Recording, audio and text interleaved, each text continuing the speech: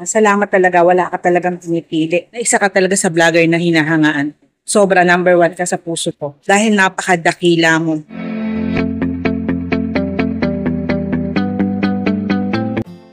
Yan, good morning Kuya Sam. So eto Kuya Sam, ang aking nabilis, ibinahagi mo sa akin. Salamat talaga, wala ka talagang pinipili.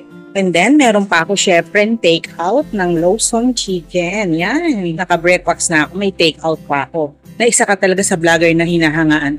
Sobra number 1 ka sa puso ko dahil napakadakila mo. Grabe, ibihira yung tao talaga na makikilala mo in person na ang akala mo hindi siya ganun talaga. Pag na-meet mo in person talagang. Kaya sa lahat, hindi pa nakakapag-follow kay Kuya Sam, talaga namang i-follow nyo na siya. Hindi kayo magsisisi. Word for lahat talaga ng mga pag-i-engage nyo. Talagang sobrang bait, sobra. Wala akong masabi. I love you Kuya Sam. God bless you. Pagpalaing pa kayo mag-asawa.